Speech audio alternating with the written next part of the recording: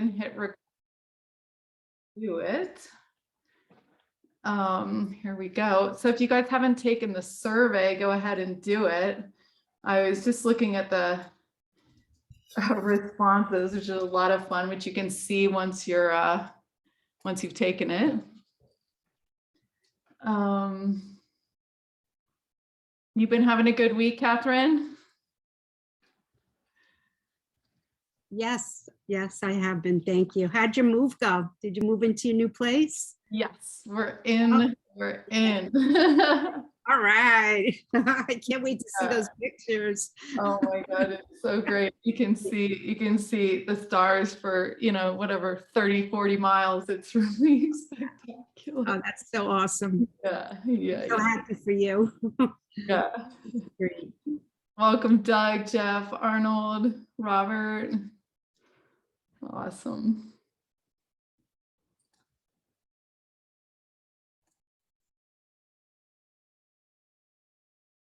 Cool, Susan. This project sounds so great that you're working on.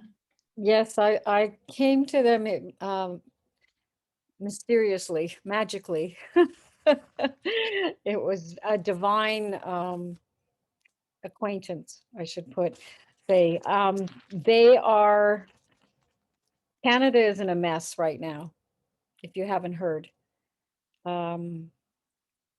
This headsman of the Peoples of the Salmon is an amazing man who has so much knowledge.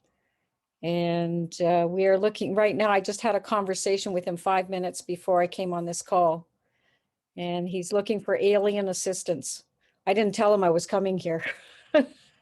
He's looking for alien assistance to help us in removing this corrupt government that really isn't even in power right now. And the people don't even know it because our media is so controlled by Pfizer and this, it's horrific.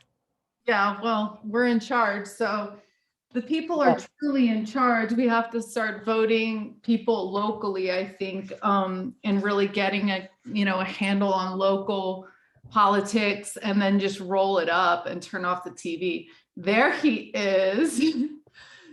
Sylvain.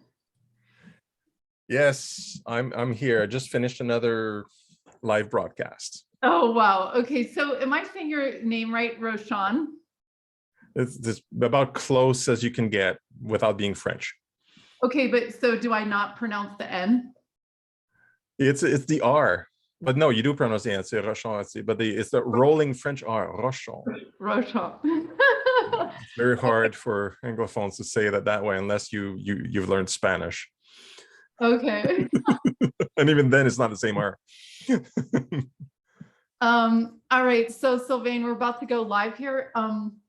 Just so you know, I'm going to do a quick introduction for you, but we're not going to really talk too much because then I'm going to go through all the news and stuff like that we do, and then we'll start the interviews. So yeah, no problem. All right. Okay, I'm going to go ahead and go live.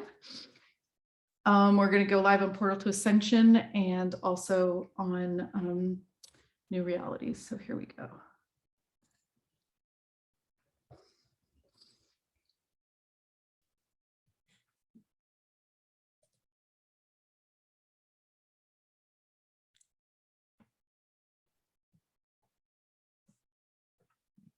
All right, welcome everyone to this month's second hangout, the second Thursday hangout of the month with Exo Metaverse. Tonight we have a very special guest, Sylvain Rochon, and he is the Vice President of the Alliance for Extraterrestrial Diplomatic Contact. And they are starting a conference on October 6th to start to announce more seriously what they've been working on for 48 years. They have $50 million in the bank. They have 500,000 supporters, and they are going to be placing an ET embassy on this planet. So we're so excited to have you tonight, Sylvain. You're welcome. I'm glad to be here to talk to all these lovely people about our project. Awesome. Okay, so I'm going to do a few announcements. If you're out there in the broadcast in Portal to Ascension or New Realities, I invite you to get into the Zoom. The link is below.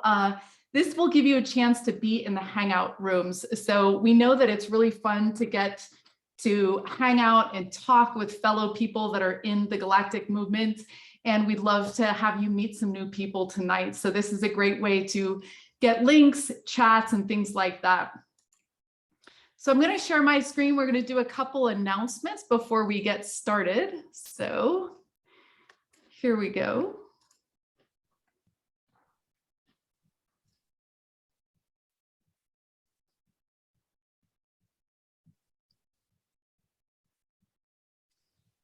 So like I said, you can visit the Alliance for Extraterrestrial Diplomatic Contact online. And you can see the timeline. They started in 1974, and we are now only 8 years away from the actual embassy, which is going to go into caretaker mode, awaiting the extraterrestrial civilization to Earth. So they have an incredible list of scientists that are participating in this project. Isaac Mars is also going to be joining this incredible team.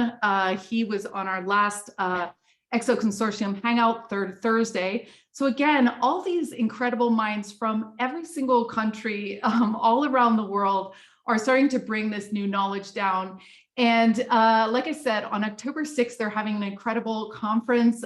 We get a discount here, so we're going to share that in the chat. And again, they also have some incredible swag, and they've decided to donate all the proceeds to EXO Metaverse, our nonprofit, to support the software that we're building for the community. So if you want to spread the word about this and have some great conversations, because tonight we're going to get some of the skinny on this, go to the conference website. Again, the link is here that you can check out. I wanted to have a special welcome tonight to Jonah, Daniel's baby, starseed baby that was born very, very recently. So we just want to welcome him into the world and congratulate everybody on this incredible new life we have to welcome. I also want to thank Sedona Quantum Consciousness for supporting financially the software that we're building. And also Alan Steinfeld of New Realities, thank you for supporting and co-broadcasting with us. Of course, everybody's read the book, and Daniel was reading it when the baby was being born out loud, the section on hybrids. So it's really exciting, all the information that's coming through and being shared. And we thank Neil as well, the Portal to Ascension, for also sharing our work with the world. So Costa is gearing up again. Just want to remind you that closest to the new moon, the Saturday closest to the new moon, is when you should call your friends, invite them to your porch. It is much easier to see a UFO when you're with other people.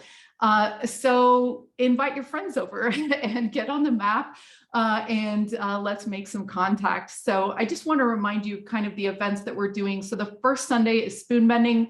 The second Thursday is this public EXO hangout, which we're doing tonight. Third Thursdays is the EXO Consortium. This is open to organizations that are working in the space. Feel free to contact us at team@exometaverse.org if you'd like to share your news about what you're working on with the world. The fourth Thursdays is our EXO Metaverse Hangout, members only.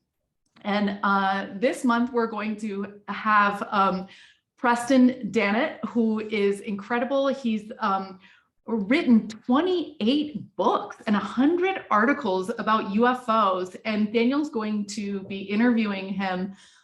He's just an incredible resource for the community, and we're so excited to have him. So if you're not a member, it's $44 for the entire year of spoon bending and hangouts. So it's a great it's a great time. And, you know, we have some incredible news to share with you guys.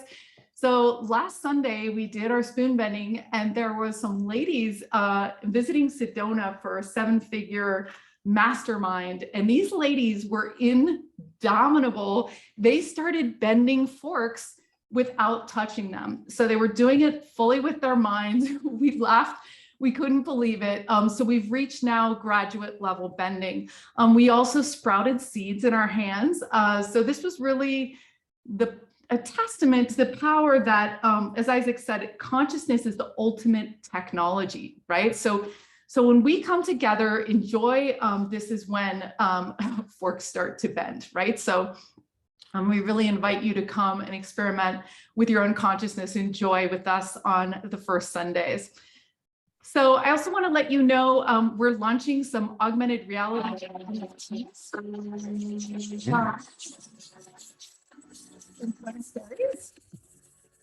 This is open tonight and it'll be through the weekend. And again, this will be supporting our software. I don't know if the music's playing because I'm not sure I checked the box when I shared the screen, but they're super fun.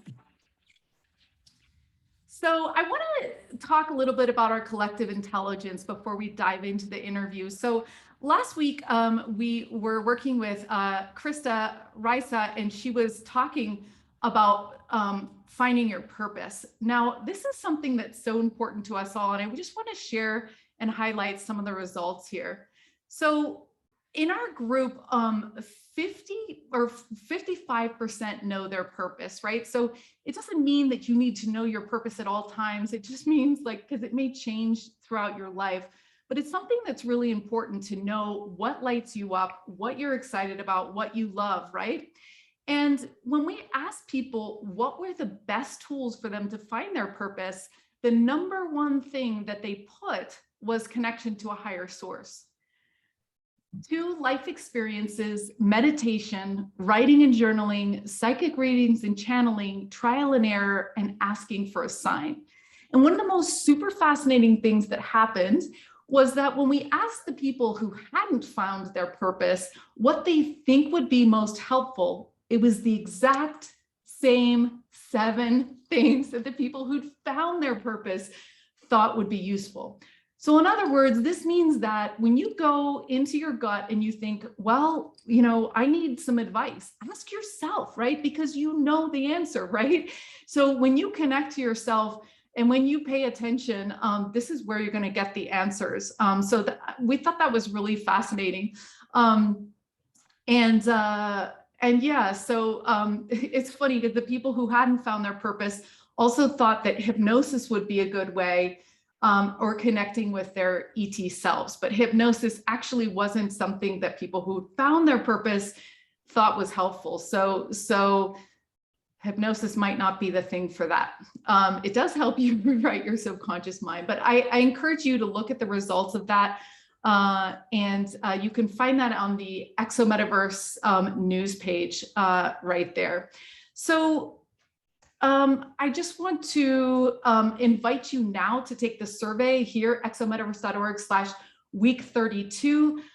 That is where we're going to be talking about the ET embassy, and we're going to share the results. We asked them where this embassy should be placed and also who should be the ambassadors, and we got some really fun responses that we're going to share with the audience.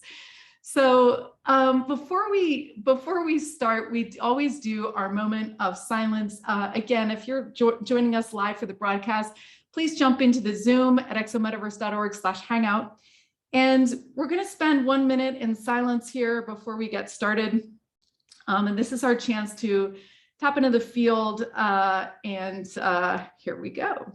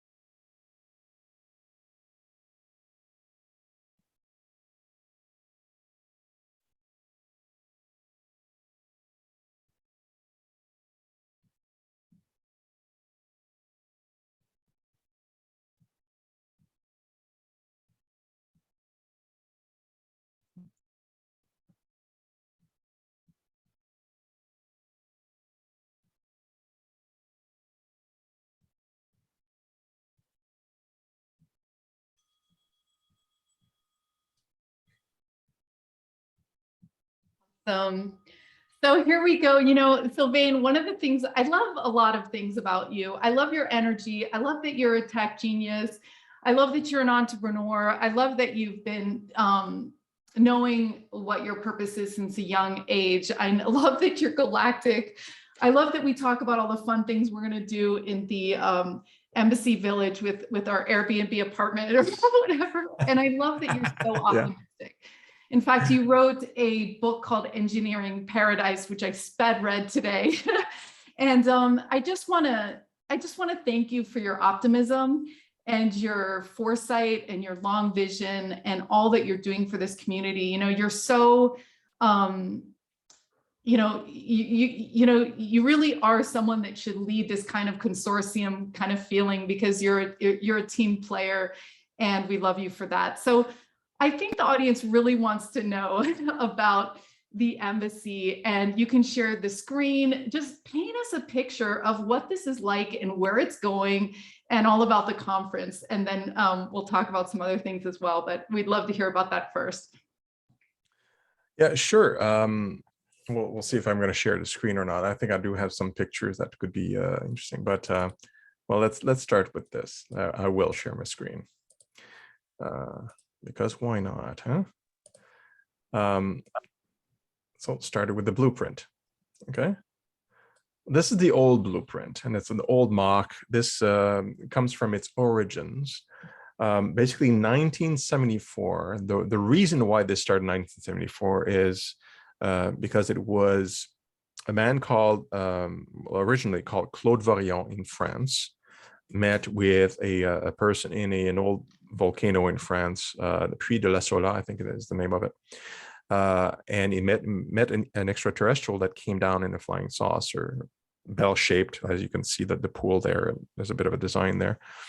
And the extraterrestrial says, well, I'm Yahweh. Like, I created life here, and here's my message. Basically, met him for 7 days, to make a long story short. And part of that encounter was, well, like essentially the extraterrestrials, which call themselves Elohim, which means those who came from the sky. Okay. They said, well, like, do you mind if you take up a mission for us? Because we want humanity, we created humanity, but we want to be welcomed. We don't want to arrive and say, hey, here we are, and kind of impose ourselves. So your mission is going to be to make people aware of their origins through by disseminating this information, this book, and also by creating an embassy, okay, for extraterrestrial with certain specifications. So and from there he created what's called now the Raelian movement, within which the volunteers raised money in part to operate the movement and its activities and activisms, but also for the embassy. This is 1974. Okay.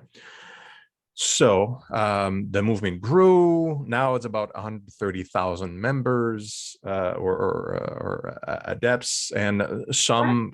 Stop sharing your screen because we want to see your face too. Sorry, because I was kind of going to, thank you. So some have been donating and others over many years. And of course, this money has been staying there and being invested and, being fructified. So in total, the access is around $50 million US, right? And what happened, and I'm a member of this organization. I have since I'm 15 years old, okay? So I'm well aware of the mission and what's going on within that particular organization.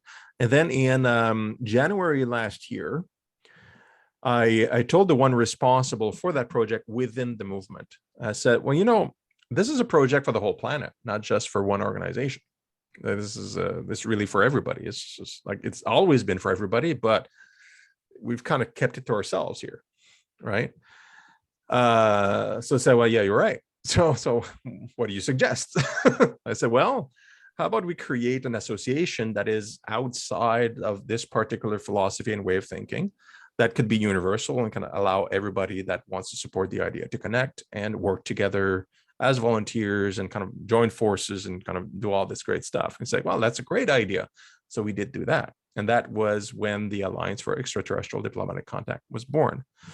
And now the AEDC, for short, right, We are like many volunteers. I don't know how many, in 3 different groups, probably close to 18 to 20 to 2 dozen volunteers from all over the place, all sorts of philosophical inclination and paths of life and interests, but they all want to push in the same direction. We have like currently 15 organizations, mostly North American, some South America, and 1 new organization, interestingly, from Russia.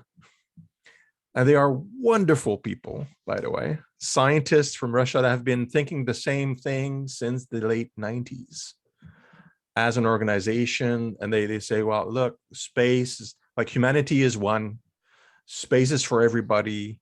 Nations are being like traditional ancient national thinking. They're not thinking about the future and how we really are as humanity, and how there's abundance and unity and all that stuff, like all great thinking.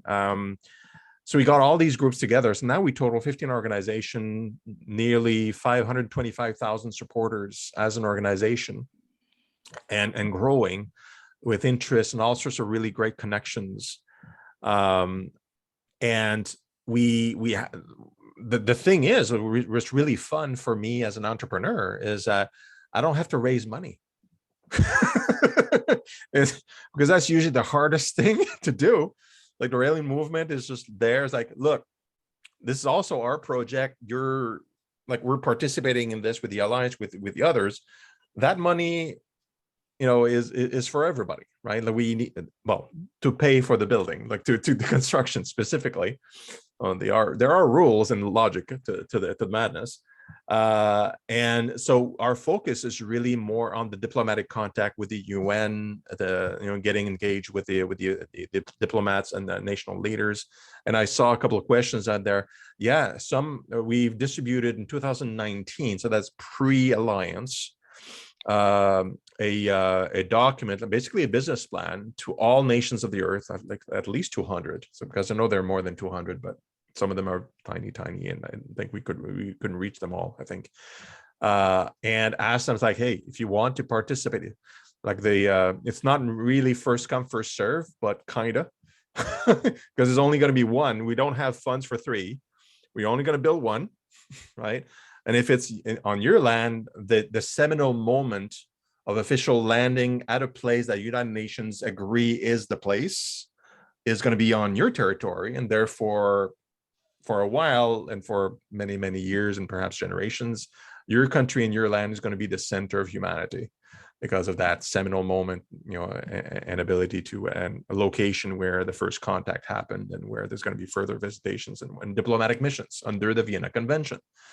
And that's why it's kind of complicated, because having funds and a piece of land is easy, and there's a lot of people around the planet that have done that. But the challenge is it needs to be one that is official by the United Nations and national leaders. It needs to be recognized as an official place for diplomatic contact. It just can't just be a building built somewhere, right? So there's all this work that is more diplomatic and kind of getting noticed and getting engaged with politicians. And that's why we have a team in Geneva that does that. We have a team of architects that works on design and development. We have a pretty famous city planner working with us, like nonstop. I'm there with a bunch of volunteers, and we have a bunch of wonderful community leaders, including Zenka here and Costa and several others that are super excited about it. We just welcome them, like, look, come on in. Yes, we're all going to work together, because it's all volunteers. It's always have been volunteers, and to influence the planet into developing into the mindset of a truly international or galactic civilization, which means stop the squabbles between us nations completely, because that's not the behavior of a mature civilization, right? So that's the history and kind of like the up-to-date thing. And we wish the alliance to evolve further to become even more international, multiple language, which is probably going to be Spanish and Russian and perhaps other languages pretty quick, because of the affiliations we have and the interest we have. And we're gathering even more and more prominent, more like let's say, mainstream science type of individuals, because of reputation and kind of like how we present ourselves, which is partly why we build the alliance in the first place, to look and feel more legit, like on the world stage, right? And as that builds, then the cautiousness regarding doing actual contact and encouraging the United Nations and world leaders to feel safe to talk about it, because it is still a bit taboo, even though disclosure and all this stuff has happened. Then, you know, establishing that embassy is going to be it's going to be a big step, and then building after that takes just a few years. You know, groundbreaking and all these it still takes a few years. It's not quick, but it'll get done at that point. So long story, but I think I covered all the different bases, Zenka. Yeah, so I'm gonna share, I've got your website up here. And again, if you feel like called to volunteer, contact at allianceforet.org. And they're going to need everyone. They're going to need people to translate things. They're going to, it's incredible that you have all these teams, the architects.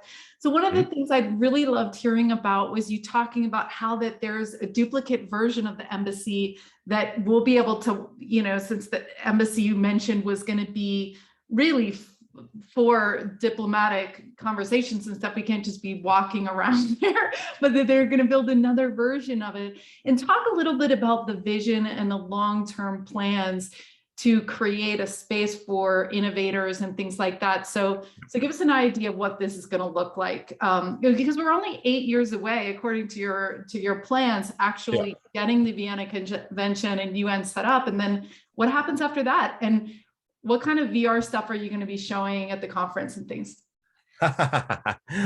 Nice. Yeah. So let's talk about the embassy project in a more detailed way, right?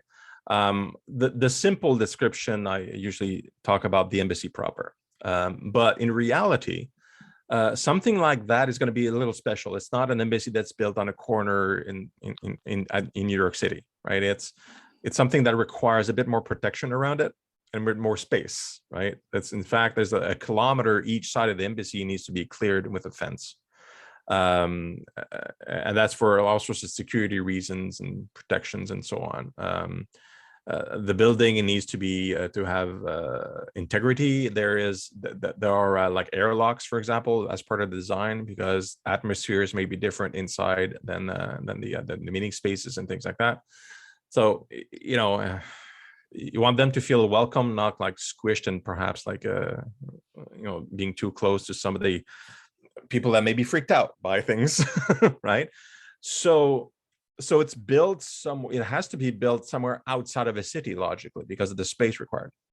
That means there needs to be support structures around it to maintain the building, and also people will want to visit this. So we will have a duplicate, a little scale, like a little smaller scale to scale down the expense a bit, but a duplicate that will be physically visitable outside of the actual embassy space. Because you have to understand also, it's extraterritorial space.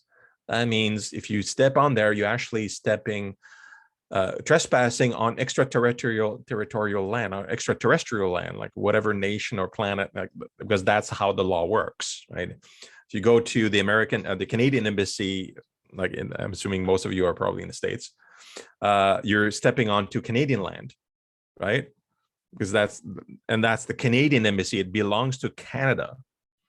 So if we build an embassy for ETs and give it extraterritoriality, it means that land belongs to that extraterrestrial civilization, and the building also belongs to them, right? So that's why it's restricted access.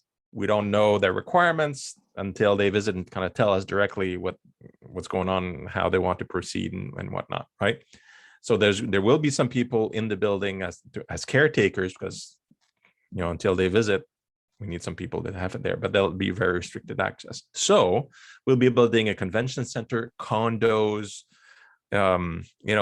places to sell food, like restaurants and purveyors and things like that. So there's going to be a whole village around it, right, as part of the design.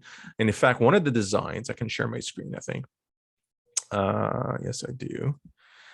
One of the designs is circular, like this.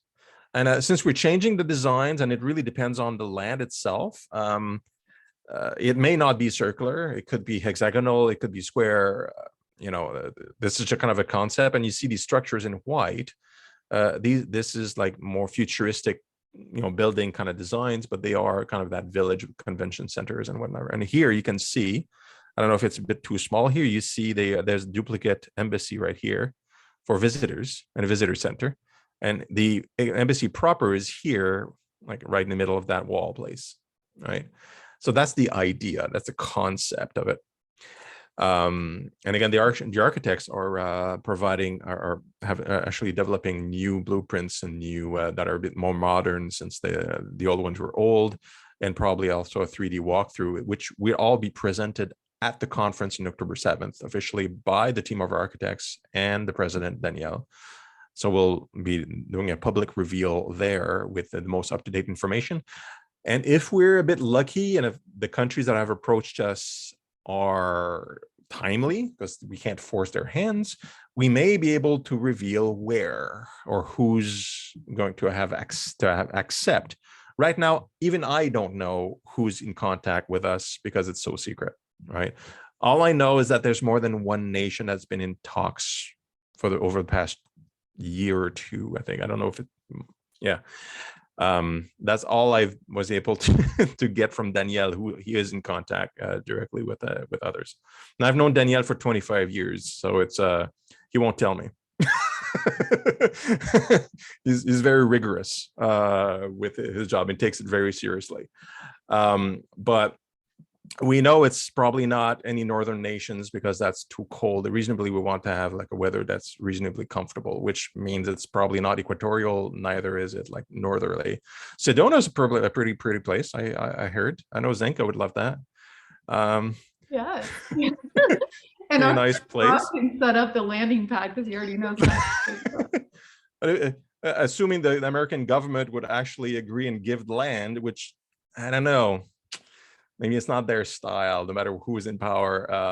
I'm thinking more Latin America, which is very accepting to the ED concept in general. They probably, I suspect there may be one in Latin America that have contacted us. I just don't know, right? But I favor my chances if I would bet on it. But I just don't know. I can't even lie. So that's really it. And around that, I see in the chat, Belize would be beautiful. Low population, not low density. It would be a great boon to their economy. Probably the whole thing, if you think like a politician. Yeah. So I did mention to Zenka a while back condos, because that's something that gets me excited. Because I want to live there, like where, and as part, we are also entrepreneurs, so we are logical. Like, yeah, there's $50 million to build the embassy, but this whole thing is going to cost even more than that, like for the development.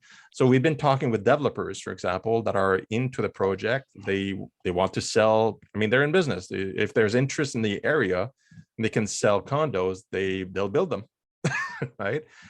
So that's a way to kind of fund more development. And like Zenka mentioned, part of the ideology is to evolve as a civilization. It's not just to build a building. Arizona. Okay, thank you, Leo. So to raise consciousness, to do good things. So we have plans, not in that initial village, because there's not enough space for that. Besides for the condos and kind of amenities to kind of support the embassy and tourism. We have plans to have what we call Scientopolis, right? And that's just a project name, so it's not necessarily what it's going to be called. We like that name, that concept, but basically it's a small city that is designed to support humanity's advance in science and understanding of the universe, possibly near the embassy, or it could be at different locations, maybe several locations.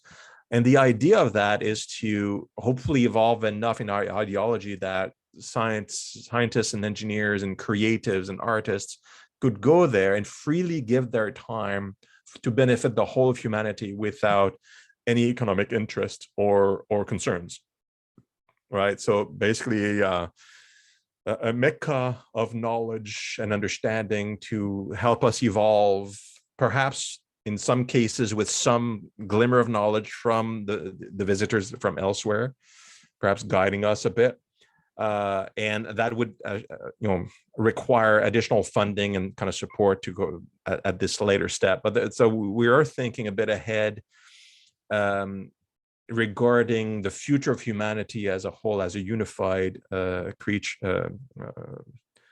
culture that is in contact with other civilizations that are also more advanced than us, that are kind of looking in and treating us a bit like children, because we are immature and lacking in wisdom, and we need to learn, and we can develop that in that way.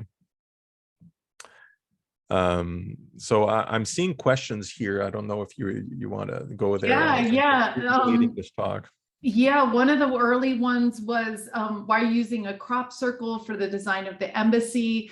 Again, I also have the conference information up, and there's a 30% discount. I think, what is it, $40 for that conference to attend? Yeah, the early bird is $40. So you get using that code, you get 35% off. So it ends up being what, 26, something like that. And it is for October, so it is far ahead. But if you those rebates have a timestamp to it, closer to the embassy, it's going to be more closer to the conference, is going to be more popular, and the standard price is going to kick in the summer. So it's an opportunity. I'd like to field that question about the crop circle embassy, because that's an interesting story from Dr. Paul de Virville. It's very French. That crop circle that really resembles that embassy actually appeared about 2 days after we showed the plans to our team and approved it. So our plans for that particular embassy preceded the appearance of that crop circle, and I think was that one in the UK. And we were very surprised because, we're not expecting crop circles to appear that resembled our design and our blueprint. But we made that first. So we thought to ourselves, well, because you don't know, crop circles, some of them are man-made, like literally, like they could, people can make them and then take photographs. But we didn't investigate whether that one was man-made or made from other means. But we kind of said to ourselves, well, that's probably a sign that they approve of the design. There's no proof as to whether or not that's a sign of approval or not, but we thought it was very interesting that the exact same design appeared like 2 to 5 days after we got the blueprints approved internally. So interesting concept. Very, very interesting. So yeah, thanks again, Sylvain, for what you've done by really taking the original founders of this idea and then expanding it out to all the other organizations, because this is like a we thing that's happening. I want to dive into more of your life. I just want to share this video really quick. Hold on one second. Has anybody seen, someone emailed this to me this week. Has anybody seen the new, Dubai has come up with a future museum, and they have like a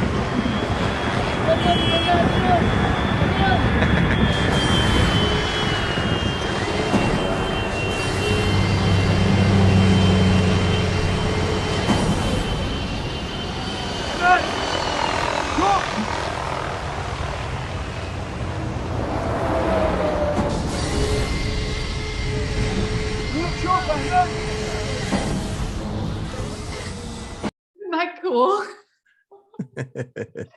Yeah, so the Dubai Future Museum is this circular building. It's totally beautiful. And yeah, they have like a landing port there. But anyway, so let's go back, Sylvain, to your life and how extraordinary it's been, and like how you've become the man that you've become is so fascinating. Yeah, it's it's my story, so I don't find it that fascinating. I've been told it is. To me, it's just my life, so it feels somewhat normal. But I guess the interesting bits relevant, I listed this, is that when I was really young, understand I was raised in a small town where there were more cows than people in Canada. Okay, it was like 700 people living there. Again, lots of livestock. It's farming community. My father was a bus driver for OC Transpo, which is just a city bus system in the main city, but 45 minutes drive in Ottawa. My mother was a part-time teacher, so really simple. The youngest of two boys, nothing really surprising. But I somehow, and it doesn't come from my either of my parents, or maybe a bit from my dad, I suppose. But I had the sense growing up very young that I had to save the world, and it was actually terrible to me. Like honestly, at the time, because I was a kid and I felt powerless to do that, and I felt that the world needed healing. It's a feeling, right? So when I was about 12 or 13 years old, then you become more aware of what's going on. You watch the news a bit more. I started having major migraines. I had major anxiety issues. So not so funny. But I had an amazing parents, amazing, educators, even though it's a small town. No, was it in Quebec? No, on Ottawa, near Ottawa, Ontario. So there are French communities there. And I was, living in the French community and near Ottawa. So what the psychiatrist told me is that while you're stressed out about everything, you have to find a way to manage that, right? Otherwise, you're going to go nuts, right? Because you can't cure the world. Like even when you're adults, like people can't do that. So I with help, in part from kind of understanding what I did, actually, what I was 13, what really helped is I read the books from Rael, from the Raelian movement books. Like I mentioned about, the project, the ET project originating with him in 1934. So I read the books and it gave me a lot of clues about, because your farming community, there's no ETs or anything. I mean, there's nothing like that. And we had libraries and that's it. Like this is like late 80s, right? There's no internet, nothing like that. When I read the books, like, oh, that made a lot of sense to me. And it kind of gave me some comfort. It's like, oh, there are other people that kind of like that want the world to become better and things like that. So it kind of calmed me down. And it gave me some insights about about like extraterrestrial civilizations, and perhaps they were present in the past. Kind of made sense with the pyramids, all sorts of stuff that I was reading about anyway. And so I've never had another migraine since that period of time, because I kind of found kind of a centering and understanding of humanity and the universe that I could latch onto. Right. But I still had no leads on how to save the world, quote unquote. I just was able to calm myself down. But those books were seminal for me because it also contains not only the story of where humanity comes from and, we were created and where the aliens and all that stuff, but also it contained like instructions on how to be a healthy human being.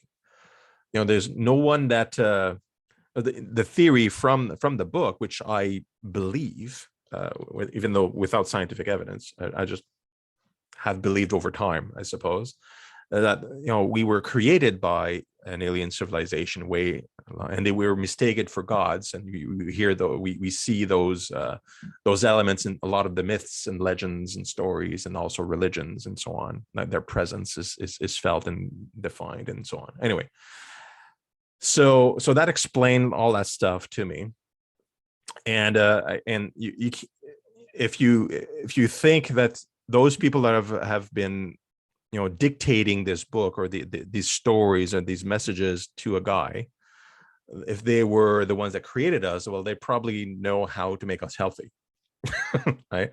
Because the designers know how to do things, and so far it's been brilliant. So, and a lot of things that people do, like I know Zenka and some of you practice meditation and practice good health and good habits, happiness, and I mean that's really it. It's not that complicated. So we're doing fine. You guys are doing fine too.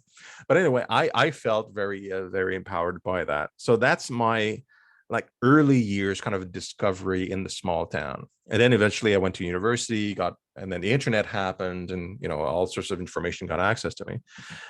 And at a certain point in time, after I was a high school teacher, because I got my degrees in biochemistry, chemical engineering, and then education. I got 3 bachelor's degree from Ottawa U. Never worked as an engineer or a scientist proper, but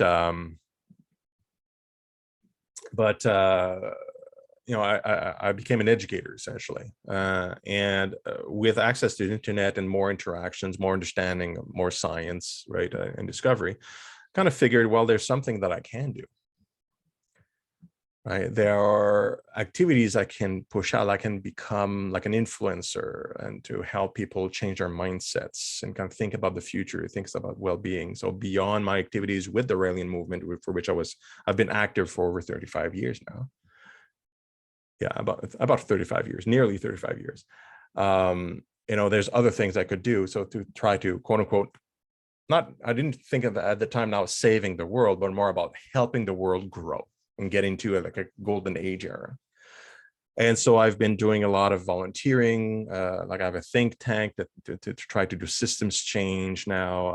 I have the Alliance, which helps build the embassy, which in turn is really a way to help humanity become one and unified and become wiser, meeting amazing people like you guys and other organizations that have the same ideas. It's not unique. There's a lot of people that figure stuff out. And some people have been told through channels or contact and things like that about these things. There's only not on one person. Many people apparently were told similar messages, right? Which I've discovered, right? Which is great. We're a whole community of individuals that are pushing the same direction for well-being and unification. And so since fundamentally I'm a teacher and entrepreneur, it's only natural for me to in 2019 to say, hey, Dan, we should make an alliance so that everybody can join in and do this together. And I'm good at that. So, so I decided, well, let's do that. And that's going to be part of my contribution for humanity to make it into a golden age. Susie, if the promo code is on checkout, just like on Eventbrite. So you'll get there near the end. So what we're going to do right now is we're going to go into breakout groups. So if you're listening to the broadcast live, I invite you to come into the Zoom and we're going to get into small groups. If you're here in the Hangout and you don't want to go into the small groups, just don't hit enter. And Sylvain, please do not go into the breakout groups. If you're in breakout groups, wait a second while I put everybody in the right groups. So it's an equal number of people, and you're going to give someone the role of a timekeeper, and then you're going to have some moments each. You can divide it by 20 minutes with the people in your group to talk about what messages you have channeled from Galactic. So what messages, you know, Sylvain, and we have a question down here that we're going to answer, like what were some of the messages that were channeled? You can also talk about your contact experience or support that you're needing in your life. Please don't interrupt the person speaking. They can just share share what they want to share. And if they want feedback, they can ask for it. So I pass this back to you, Sylvain. And thank you for dedicating your life to growth and to education and to creating this golden age that we're all here to do. So tell us about what you know about what has been channeled about this and anything that you want to share about that. And I'm going to put everybody in breakout groups. So I should answer now. Yeah. Yes. Okay. Well, here's a funny thing. I'm not an experiencer. Whoops. Am I not joining? No. Yeah. Don't join. Don't join. Okay. Thank you. Just want to be sure. Very important. I'm not an experiencer, and I've always wanted to be one. I thought that would be really cool. I haven't, to my knowledge, I haven't consciously received any message, telepathic or otherwise. Sometimes I feel like I'm being guided, but that could be just me wishful thinking to be special. It could be just me, I'm built this way and this is what I do because I do it, you know. So I'm very curious at learning about others that have had experiences, right? And listening to what they're saying, what they have perceived. And I'm a scientist at heart, and I don't have that knowledge, that experience, so I can't really speak from experience. And I remember a person a few months ago, he asked me, like, how come experiencers they have similarities between experiences, but there are also a lot of differences. And they asking me that, it's like, I'm not an experiencer. So I said, well, I'm going to tell you the scientific answer, which is varied. Like, well, there's different possibilities. Well, there is a possibility that a person is actually imagining things. It is a possibility. It may happen, right? Either psychotic experience or imagination, dream state, whatever, right? But what if it's not that? Let's put that aside for now. Well, what if you are contacted by a civilization that is way more advanced in either communications or technology? What you're perceiving in your mind, we're like primitive beings that are interpreting something that's way beyond our understanding, or even the means of communication is beyond what we know how to use. We've had experiences like that with human beings, like interacting, like Europeans interacting with very primitive civilizations in Polynesia, for example, where they see things differently from what actually is in front of them because they don't have a concept of what they're seeing, like airplanes and whatever. We're the primitives, right? So you're receiving something that could be sent telepathically, or sometimes it's described as extra-dimensional dimensional communication. To me, that could just be our interpretation of whatever they're saying or whatever you're perceiving, and it can be completely different, the reality. But it doesn't really matter because we may not even have the understanding to understand what's happening to us whenever that's happening, right? What you do feel, and what is common though with experiencers, is that they feel universally basically the same things. Like they feel beyond the sometimes panic or trauma because of surprise and kind of like what's going on, because that does happen on first contact. But after a few, according to research, there's plenty of feelings, and they feel like there's a lot of love, there's a lot of peace. There's usually a message that you got to work with humanity, make it better, bring happiness to the world, and things like that. Extremely powerful and uniform messaging. So however we perceive it and how we think it's this way or that way, to me, that's not really important, even though my scientific mind is curious. To me, the importance is also for us, like we know that if we want to meet an ET civilization, right, we need to become a wiser civilization, because they are here. If they come here, and they are, all the evidence suggests that they have been here for a long time.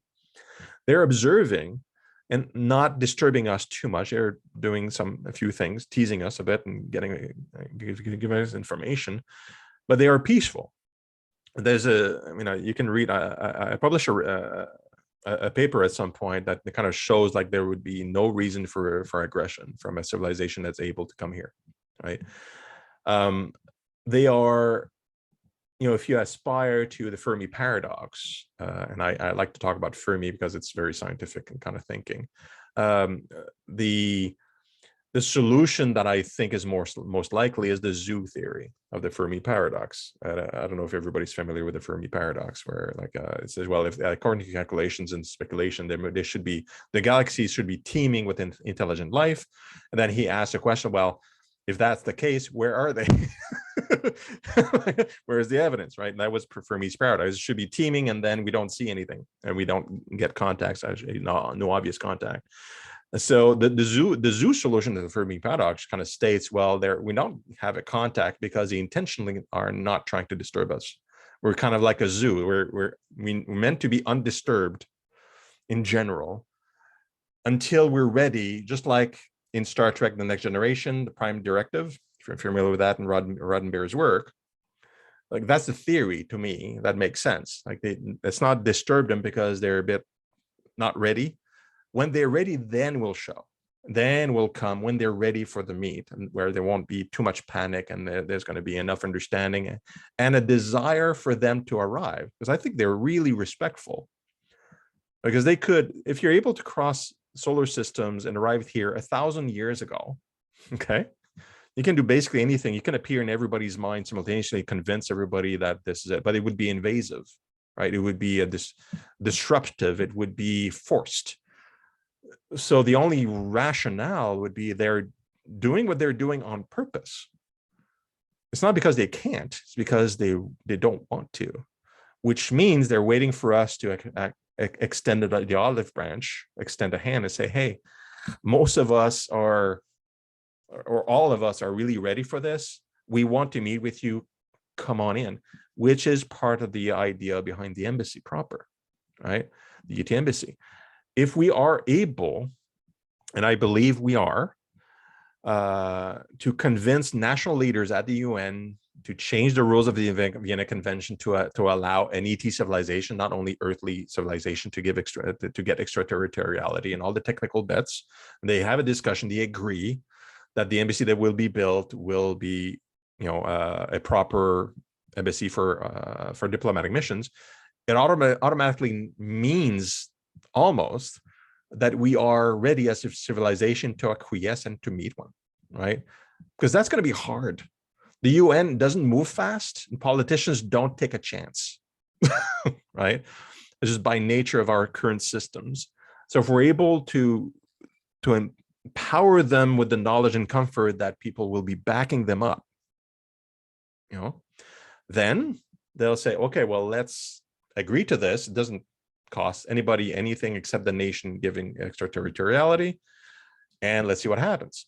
But then we're already a bit more mature at that stage. When we have that, we're able to have that conversation, we're already one step closer to get the formal contact. And then there are all these rules that every nation on the planet has agreed on in the Vienna Convention, plus the optional protocol that we would add on how this would work.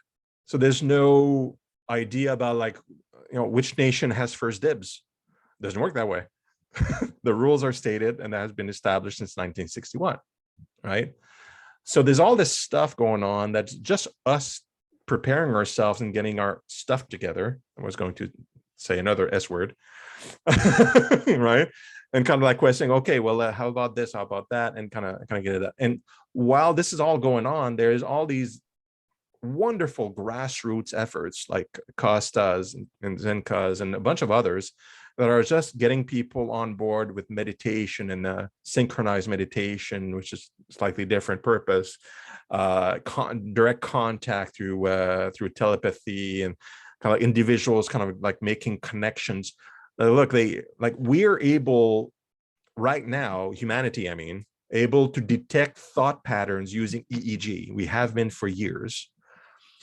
We'll be able to develop the sensitivity quite soon, probably, to have detectors in the room to detect thoughts.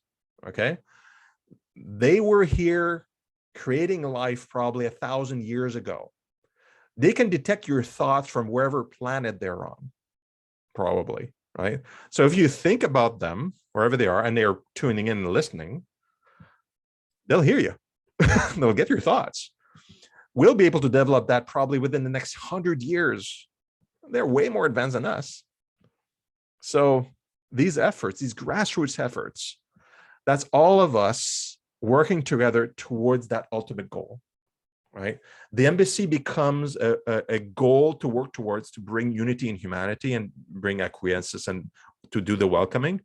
The embassy proper becomes a symbol for humanity. They don't need the embassy.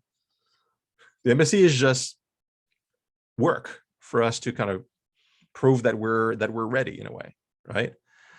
And I suspect, because we won't be ready for all sorts of their technologies, their way to travel, they will use the embassy, and because our ambassadors will want to meet there. That's the thing they understand, a place to meet, right, with chairs and all that stuff.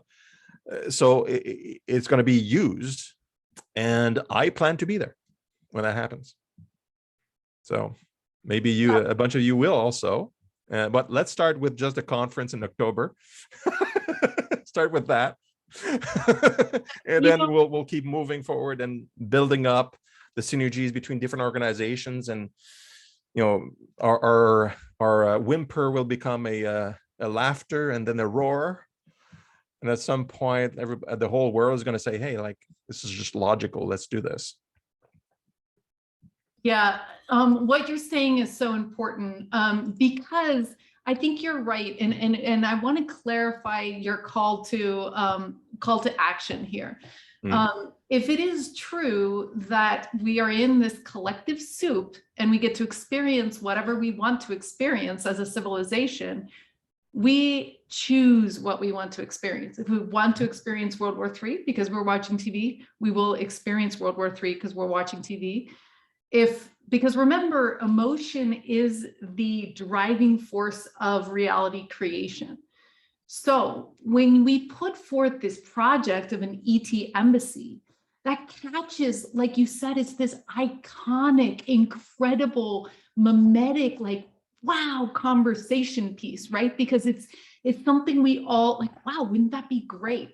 So it's very important that we spread the idea of this conference, that we go to that we go to the conference, that we spread the idea of the embassy, and that we start the imagination wheels. I mean, I remember when I first heard about it, it's like, oh, it's a great idea, it's like, and Mark Sims and all these guys had been like, oh, we got to do diplomatic relations because we don't want to just have like another war again, you know what I mean? So this is our job as creators in this movement to really, I was talking this weekend with some people who were talking about what it takes to create new things into reality. And the number one thing they said was, thank the universe as if it already happened, right? And if you can't in your heart be super excited when you say,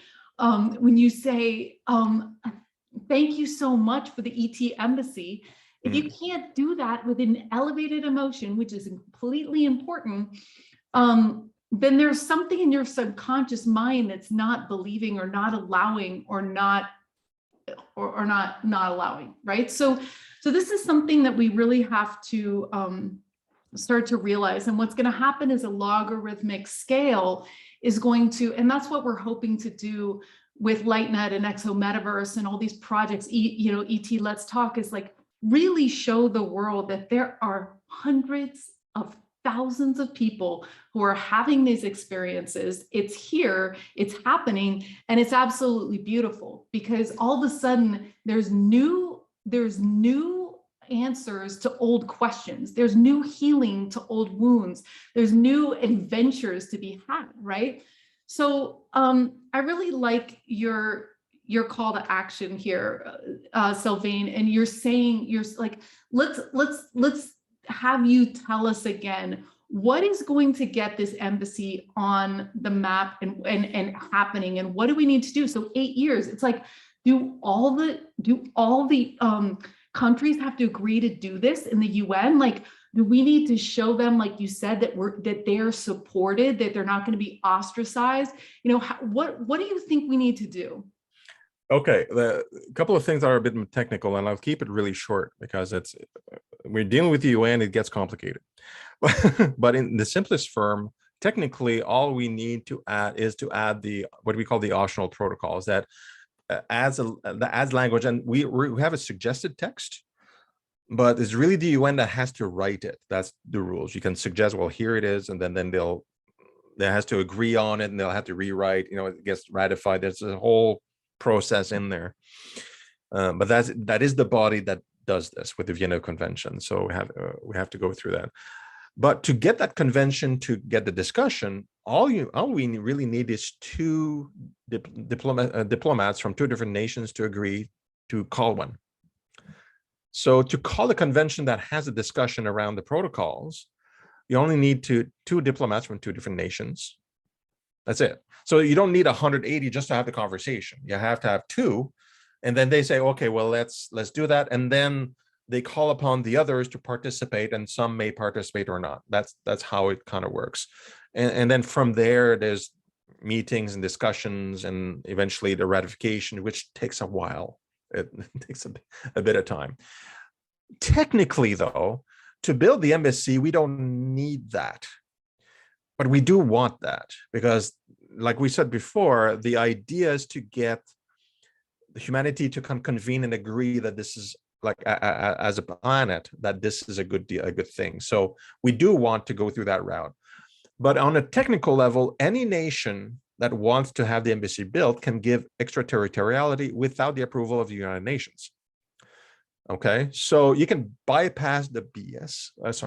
If we wanted to, and still get that. But we do need a nation that officially gives extraterritoriality. The danger with that, it's not real danger, but the problem with that approach is that that nation recognizes the land as extraterritorial, but other nations may not, case by case, because it wasn't a UN ratified thing, right? So we are going the path of most resistance, right? To get the full approval.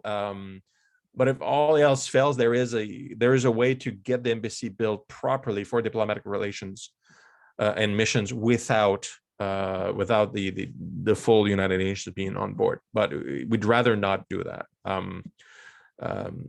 We think it's way more powerful to do it properly with the accredited questions, which is why it's the plan. So to get there, and this is the more tactical and the reason why the alliance was built, and this is where you're looking at this. Okay, thank you. So we're now in 2022, which is the preceding those days. There you go. Okay, so this year and next is the attempt is to get that through the UN, right? The optional protocol. That's the at least 3 countries. I thought it was 2. Okay, maybe it is 3. Anyhow. So and then it gets ratified. So this is the first step, and like I said, we don't really need that. We can skip that and go to site location analysis, assuming a nation is agreed. And we are negotiating with more than one nation right now for to actually get it built, because they can do it without the United Nations even approving anything, right? So. So then then it becomes more tactical regarding building. Like we have architectural team and a city planner and it takes a while to get all through that. And for those who have been doing large scale developments, sometimes you need feasibility studies, you need like ecological studies, and over the land is all these red tape sometimes that can be bypassed or not, depending where it is. So we're adding some time. Because there's going to be logistical elements to it before 2027, where we anticipate there's going to be time just in with the site, the specifics of it, and the approvals and red tape, right?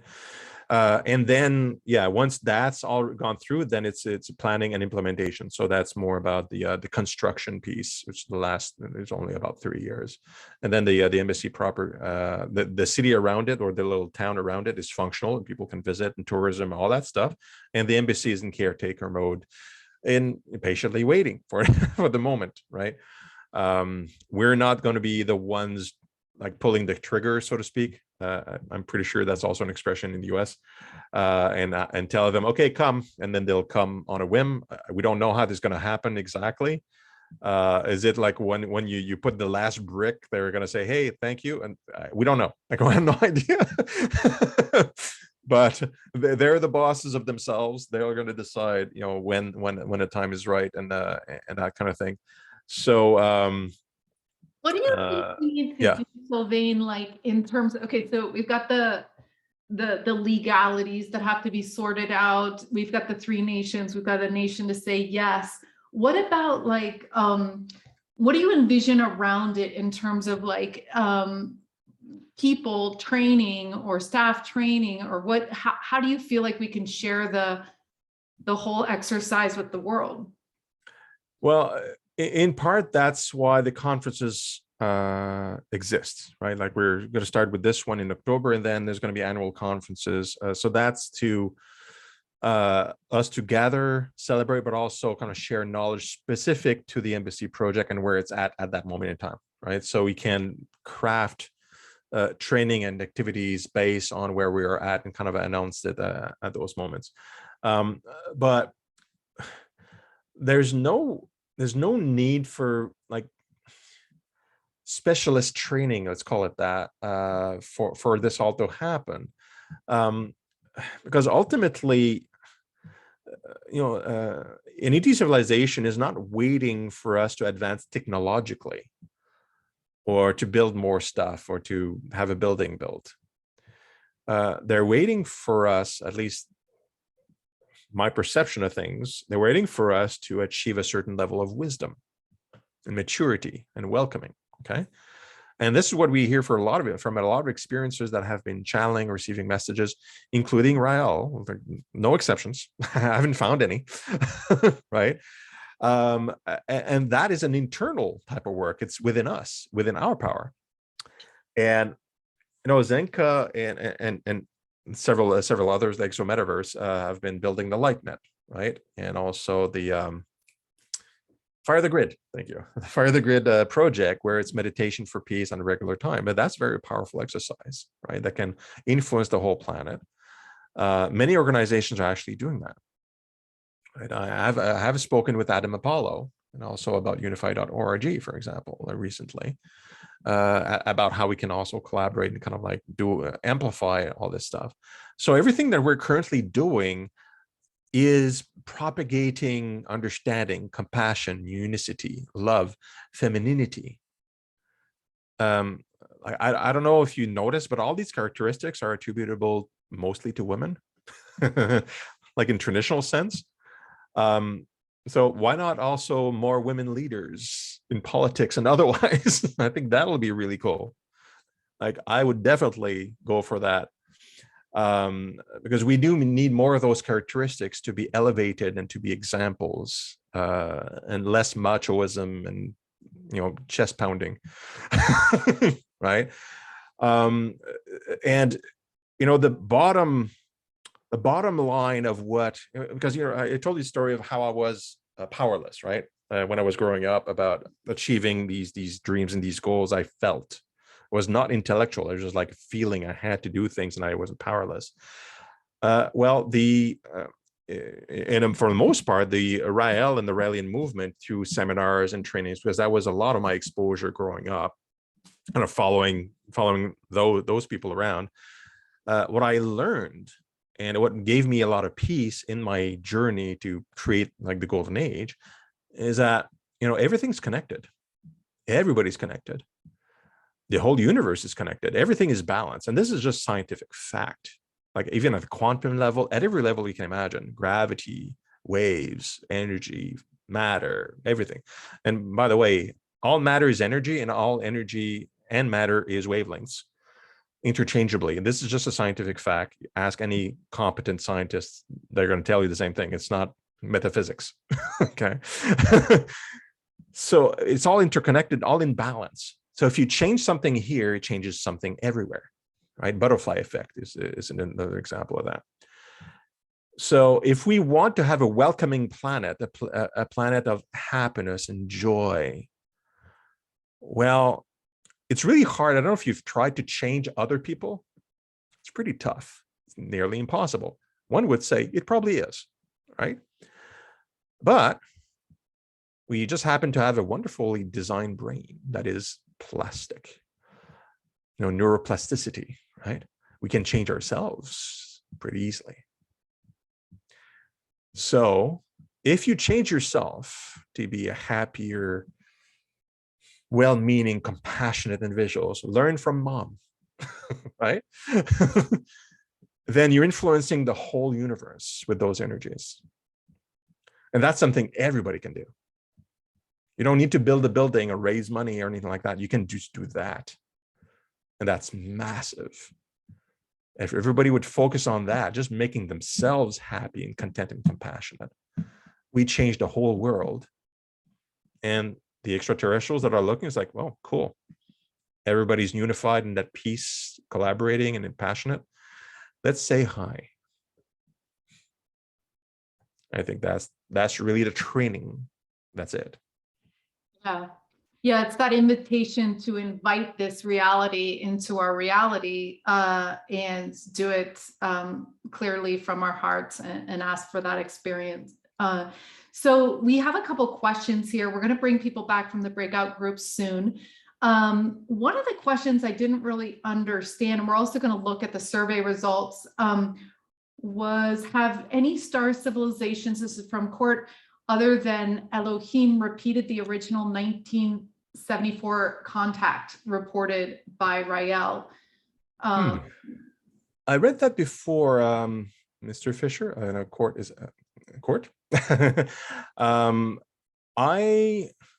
All I can say is, like, again, I'm not an experiencer and I don't delve in the messaging. I just hear things here and there, so it's hard to detect for me, like, what's real, what's perceived. Like, I don't know. Like, what I do know is, like, because I know Rael really well. I've met with him. I've had dinner with him. You know, I have friends that interact with him basically every week, right? So, but so I know a lot of what he's been talking about for many, many years, and he's said, like 1976, it was asked that question kind of like on an interview, and because I saw the footage recently, it was kind of threw me back years and years and years.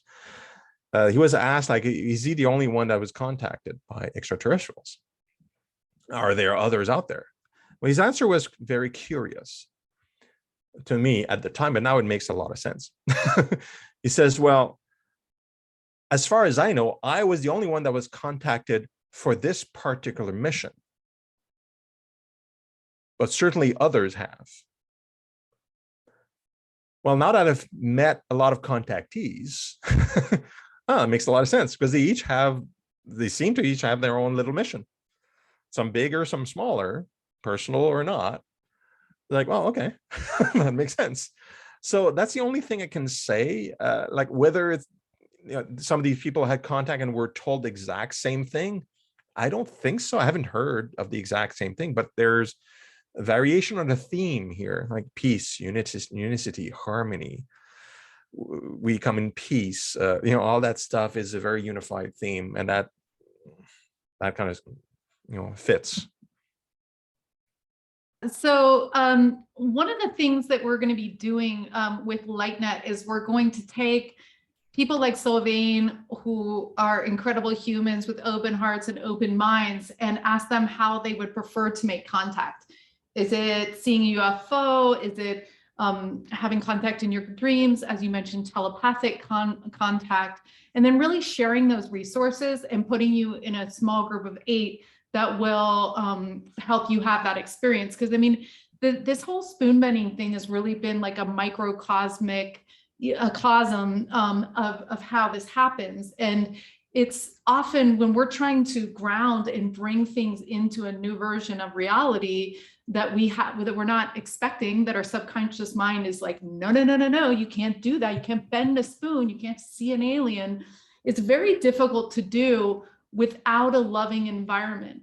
So we are the ambassadors right here, right now on this planet that are going to create this loving environment to allow people to get out of their heads into their hearts and to bring this into our reality. It's like, you know, it's like the X-Prize. They're like, we're not waiting for the US government to get us off planet. You know, it's like, we need to build rocket technology and we're going to do it. I'm not waiting for the government to do that. So really, it's up us, the gas pedal is up to us, and it's up to us to keep having these conversations. And we hope that LightNet will be that source for anybody that raises their hand and says, I'm curious, I want to experience this. It's completely possible, and it's especially possible when we're in a loving group together and doing that. So I want to open it up to any of the members or people that are on the call today. We often share our contact experiences. One of the things we've been doing in the spoon bending is really sharing what did you do that worked. And a lot of what they share is just like being in play, right? Like letting go, like just relaxing, right? And I think that that's the same, you know, it's like when we get all the the status, the statistics working correctly on LightNet, we're going to maybe start to see that these consciousness phenomena that don't seem, that are phenomenon still, maybe there's a through line, because I think that that's what we've learned with CE5s, with seeing a UFO. It's like, you set your intention. Maybe you give gratitude for like, thank you for letting me see a UFO tonight. You surround yourself with open-hearted people, and then you relax and have fun. Because if you're like, why am I not seeing it? Is there something wrong with me? What's wrong with my chakras? Why is everybody else seeing it and I'm not seeing it? It's like, that is not, no, that is not going to serve you at all. So it's really like this spirit of play that's so important. And I wanted to open, we have John Martin. Oh, John, maybe you can share, because you're such a genius when it comes to being in that play. And music is one of the things John uses. You cannot be in your head when you have music, right? You cannot be in that blocking mode where your head's like, nope, I'm not doing this. So John, I hate to put you on the spot. Do you want to share how you make contact?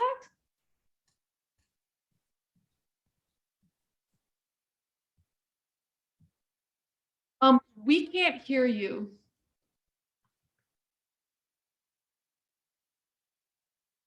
And I also invite anybody else to raise their hands, and let's, use this final 15 minutes to share. I know Catherine also makes a ton of contacts. Susan, we have some heavy hitters on the call tonight. So what is your advice for people?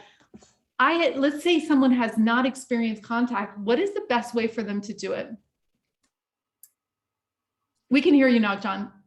Oh, Zenka, I've been using music for the last decade to interact with our star family. I do it every night. I make it a daily practice.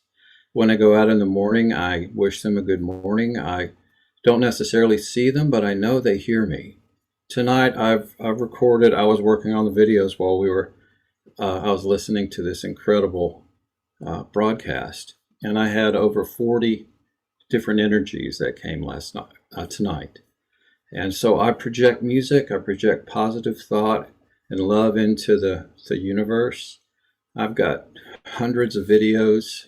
I just did a 2-hour interview with Whitley Strieber. It'll be a broadcast next Friday. So I'm very excited about that.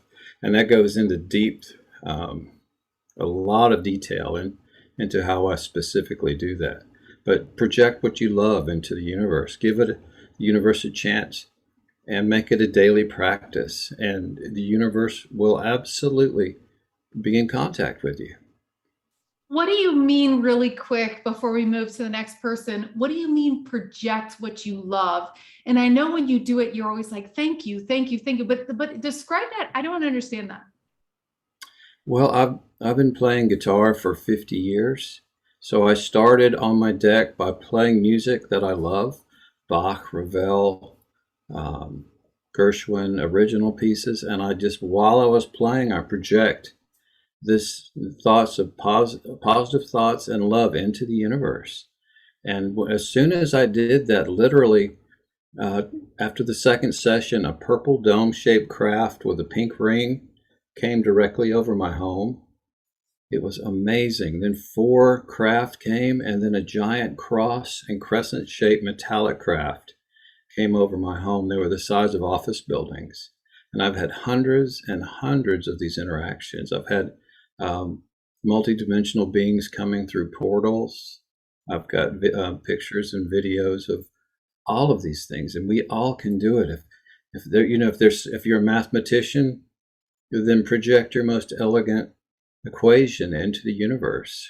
If you're an artist, recreate your art in your mind. If you're a chef, create your best recipe.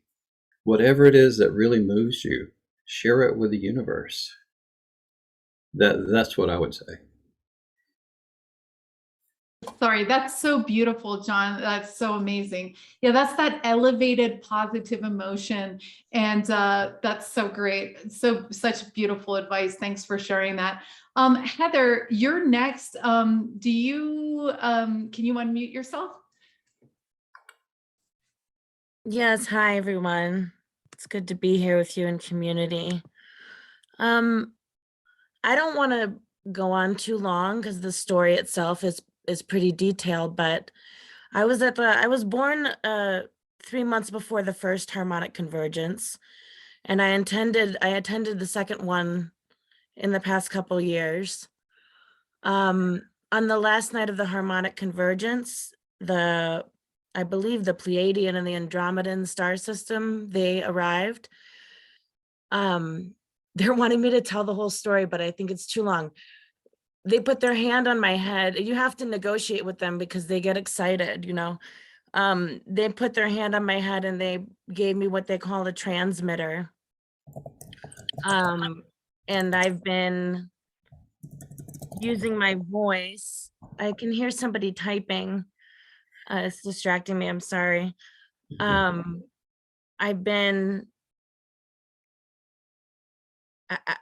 understand that when I sing, it reaches many people in different star systems, and I'm looking for what you're creating, which is a community of love and support where I can utilize this gift, this transmitter, in the way that it's meant to be used.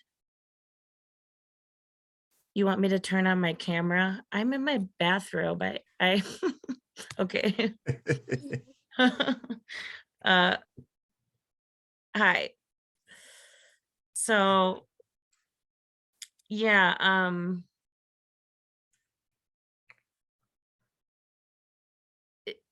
they want you to know that this is important. I've been trying to share this message about this gift that was given me a few different places, and people just kind of freak out and tell me I need a mental health professional. That's not the case. I've been to many mental health professionals my entire life because of this gift. It makes me ultra sensitive. So the transmitter is used to reach a large group of humanity all at once. Whatever I'm witnessing, whatever I'm listening to, whatever I'm thinking, whatever I'm singing goes into this transmitter, and it goes out to people who are, I guess in our woo-woo way would call it enlightened, soul family of the earth, that star seeds from other systems that have come here with this mission to absolve what's getting in the way of love. So if anyone has any questions, I'm happy to answer them. Otherwise, I think I'll be more in touch one-on-one with your organization. Yeah, that's beautiful. I'm so glad that you rose your hand, Heather. You can contact us at team@exometaverse.org.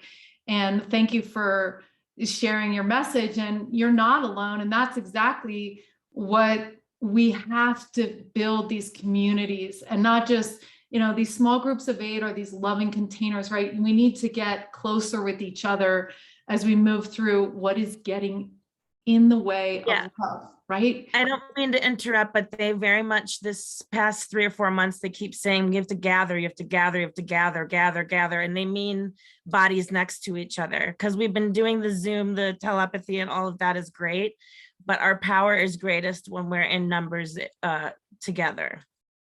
Okay, that's great. So this That's it. Yeah, thank you so much. So yeah, this should be a call to join the ET Let's Talk, right? Because on this map that we're publishing every month, you're finding, like, you basically get on ET Let's Talk, right? He's going to tell you when we open the surveys. Then you're going to say, I'm in Sedona. I'm going to have a gathering. If you want to put your contact information, could be a Facebook, could be your phone number, could be an email, whatever it is.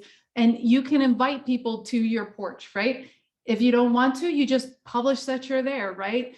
And in that, yeah, like the beingness, and that's what we're discovering too with the spoon bending. It's much better in person. Like, I don't even know if it's working really that well on Zoom, right? So it's like, we would rather have, if you're going to be on Zoom for the membership with the spoon bending, is just invite as bunch of people that you can to your house, right?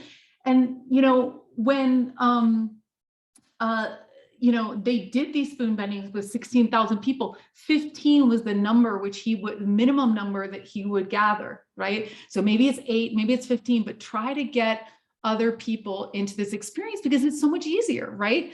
Okay, so we have 3 more people to go, and we just have about 5 minutes. So we're gonna have to be succinct, but we're gonna do Susan, Babaji, and then Mark. So here you guys go. Susan, we'd love to have you share right now. I'll try and make it very succinct. My experience started with near-death experience at age 2 after the MMR vaccine. I'm going to keep it short. And I went into a coma for 2 weeks. The body did. I remember the crossover and coming back. So I remember the experience of being on the other side. It is so clear for me. It is the most memorable moment.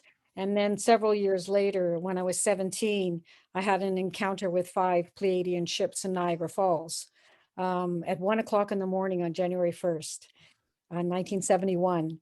And they were lifting off. They were near the Seradenbeck power generation station. And it's a long story, so I'll keep it really short, but I watched them as they hovered over this schoolhouse and then they took off. Several years following that, I started having these very long prophetic astral dreams. I always dreamt very lucidly anyway. And after the first experience of the near death, I had dreams of being in past lives as well. And when I was 4, I used to pray for 3 things. Well, first, for peace on earth. Second, for happiness for everyone. And the third thing was for a spaceship to come and take me home. And that was to the planet Sirius. So, and I had a vision in when I was 4 in grade 1 of how I was going to change the world when I grew up, and it was going to be through education and for the children. And we had to start with the children. That's all I knew. And that has been my fulfillment of that dream. So in these prophetic dreams that I had, very quickly, I saw everything that has happened already in the world and everything that's yet to come. And there was one main message that was given to me, and it still stands strongly.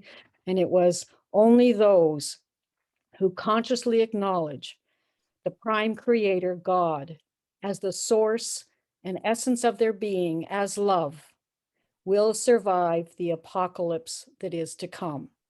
And I was shown that it started in 2020. So I will leave it at that. That's my note. Thank you. Yeah, thank you so much, Susan. Thank you for sharing your downloads. Thank you for being an educator. That, you know, having these near-death experiences where you're going to the other side and you're bringing back data, that's such an incredible leadership position to be in, right? Because you've seen beyond what we're experiencing here. So, no fear. Yeah, have no fear. It's a very difficult thing to say. I mean, a very difficult thing to do, especially when we're getting it all the time on the TV. Turn off the TV. It's not going to be helping anything, right? So it's important to show each other love, show yourself love, right? And get out of fear. Thank you so much for everything you're doing. You remind me of Sylvain in that you've really been a bright light for people, and you're really creating such amazing stuff. So Mark, you're next. Okay, thank you, Sylvain, for your presentation. It was very illuminating. It's a tradition here on Earth for explorers to exchange gifts. It's what we've always done. And in making first contact, we would have gifts, and we would hope that they would have gifts for us. Now, I'm in technology. Hey, Mark, can you cut off your video because you're cutting off? Looking for is an anti-gravity technology, anti-gravity device, thereabouts. So if they were to give us something like that, our government, of the technology we need for a starship, if you present that as a possibility, if they make a first contact, and we'll give them whatever they want, if they give us the technology that we need, the anti-gravity, there's certainly proof. That's proof that they want to be our friends. Thank you. Yeah, Sylvain, did you understand that? I think it was so cool, this idea that Mark was saying. So what he's saying is like, you know, this is so good, you guys. So when we're ambassadors, like we should look at how humans do it, right? So how does Spain talk to Russia? How, you know what I mean? Like, how do these ambassadors talk to each other? And maybe we can talk about the gifts that we want to give, right? So what does Susan, who saw the Palladian ship or the Syrian thing, you know what I mean? Like, what does she want to give to them when they arrive? You know what I mean? Maybe we could create these in VR or something like that. And then what would they give to us? And I think Mark's saying like, maybe the governments would be more interested in creating this, you know, this welcoming pad, right? This embassy, if they were going to trade secrets. And I mean, that's what some people believe happened in, you know, with Germany, you know what I mean? They believe that this has already happened, you know, I mean, we know all this stuff.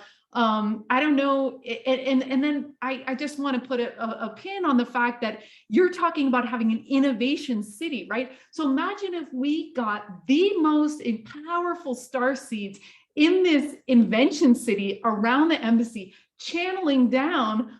I mean, Greg Cameron will tell you all the Nobel Prizes and everything, it's all channeled, right? So it's like, we can get those people. But anyway, what is your thoughts on anti-gravity and this gift idea and things like that? Well, just real quick, because I know time is short. I'm an engineer, so I'm all for understanding new tech, right? So I'm excited about that idea. From a realistic point of view, we can certainly think about what we're going to give them, because that's within our power to choose whatever we want to give. We can't dictate what they're going to give us, like it's in the same way that they can't really dictate what we should bring to the party, so to speak. So I unless there's an actual conversation that happens pre-meeting and then they kind of decide, oh, can you share this, like is it a trade? You know, that probably unlikely to me. And another thing, just a thought, like if this is a meeting of love, because it is supposed to be akin to that, is there going to be a condition attached? Like, if you give us this, then we'll do this favor for you. That doesn't sound like a loving relationship to me, even though it may be shown as like a proof of, oh, yeah, we want to have an interaction. I'm not sure if that's, and I can't speak for an ET civilization, like I'm not a spokesperson, but it doesn't seem like they'll want to come under a condition that that we receive something from them in exchange and things like that. It doesn't seem like in the spirit of what we're trying to do, at least with the alliance. But who knows, you know, like I can't speak for them. I don't know what their minds is. Maybe they will bring gifts, including tech and knowledge and different things. Like I'm assuming they're at least we're going to have knowledge. If it's not technological, perhaps some wisdom that we can use and kind of go forward. If I rely on science fiction and Roddenberry and some of the prominent science fiction authors, it's probably a bad idea to share technologies with us that we're not ready for, and they will know what technology that they can share that would be that won't, you know, put us in danger. And it could be anti-grav. Like I have no idea. Certainly I would be excited in seeing that happen. Yeah, thank you so much. So we're going to be closing now. I know it's late for you, Sylvain, and this is the second interview in a row you've done.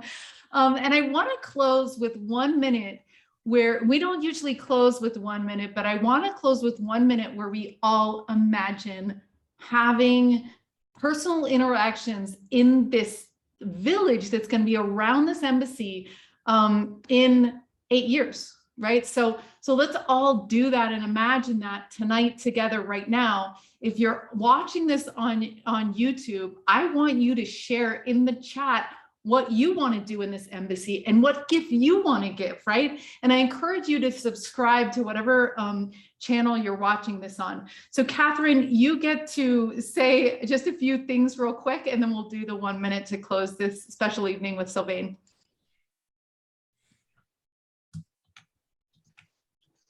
Thank you. Thank you so much. Sylvain, thank you so much for being here. I so enjoyed hearing you again. I heard you one other time with Costa, and I'm so excited for your mission, and it's just so exciting. I know, well, I can only speak from my own experiences, and I am an experiencer, a contactee, and I've had experiences with many different types of beings. And the ones that I have experienced are very heart-centered, and they are filled with love.